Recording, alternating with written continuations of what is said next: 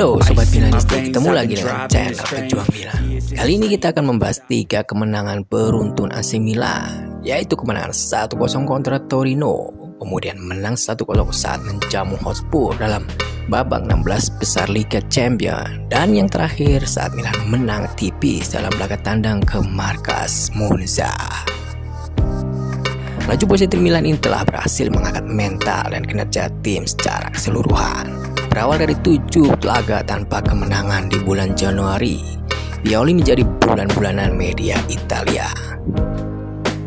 Tak lupa pula para pandit sepak bola membuli habis Pioli. Milan yang notabene berisi skuad yang sama dengan musim 2021-2022 mengalami masa sulit setelah jeda Piala Dunia. Diawali hasil imbang saat menjamu Roma, kemudian kalah saat berjumpa Torino 1-0 dalam Coppa Italia. Kemudian ditahan imbang Lecce saat Milan bermain tandang.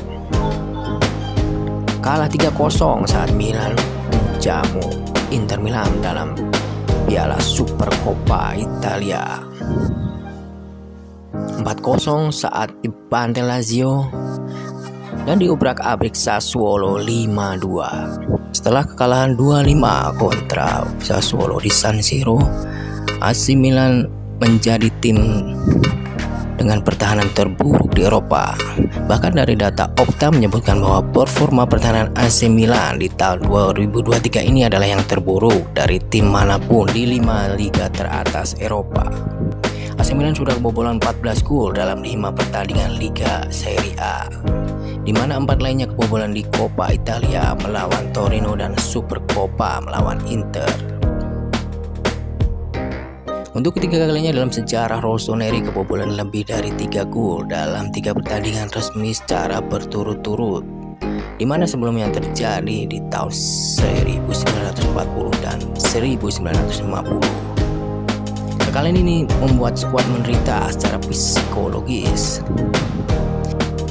Namun Milan bangkit setelah kekalahan itu. Rupanya Pioli tidak tinggal diam. Dia bertapa di atas gunung Kemukus dan dipayungi 7 dewa-dewa, sehingga Pioli merombak pola permainan Milan yang semula berpakem 4-2-3-1 menjadi 3-4-2-1, di mana kini Milan bermain dengan 3 center back.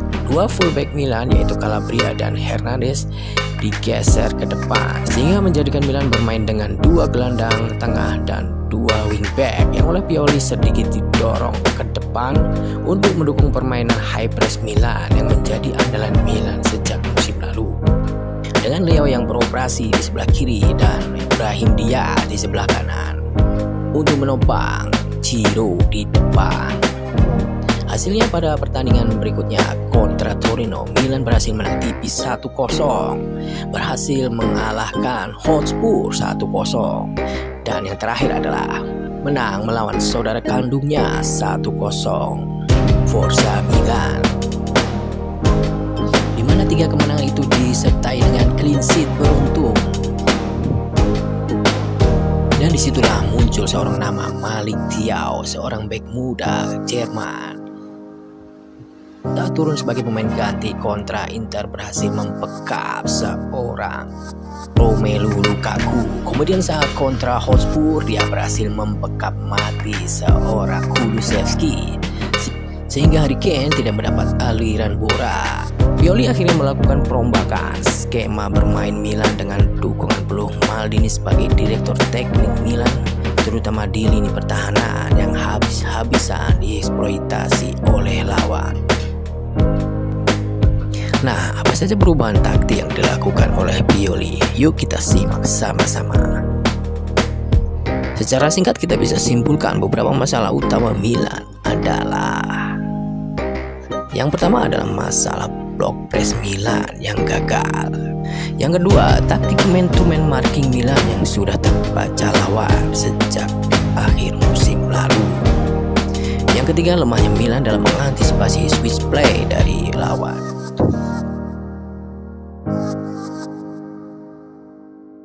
Kemudian tidak adanya pemain pengganti yang sepadan dengan pemain utama Milan ketika pemain tersebut cedera.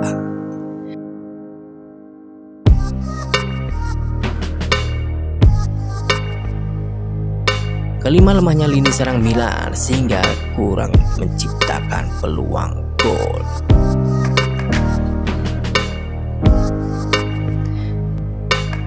Satu hal yang terlihat dalam menurunnya performa Milan adalah high pressnya yang mudah dilewati lawan. Jika di musim sebelumnya high press ala Pioli ini menjadi salah satu senjata andalan pasukan Milan, sebaliknya musim ini pola high press tersebut justru berbalik menjadi kelemahan Milan yang kerap kali dieksploitasi oleh lawan dan berbuah gol. Terbukti Milan kebobolan rata-rata lebih dari 2 gol dari 3 kekalahan terakhir. Struktur blok press pasukan Pioli sering tidak ideal pada saat Milan melakukan high press, di mana saat lini pertama terpancing naik oleh lawan tidak diikuti oleh lini kedua Milan, sehingga menimbulkan ruang yang cukup lebar bagi gelandang lawan untuk menerima bola progresi yang berujung pada build up serangan. Sementara itu saat struktur blok pressnya Milan dalam kondisi ideal, nampak pemain-pemain Milan di lini pertama dan kedua terlalu mudah untuk dikalahkan oleh lawan, bahkan hanya dengan 1-2 sentuhan seperti yang terlihat dalam laga versus Lazio dan Sassuolo.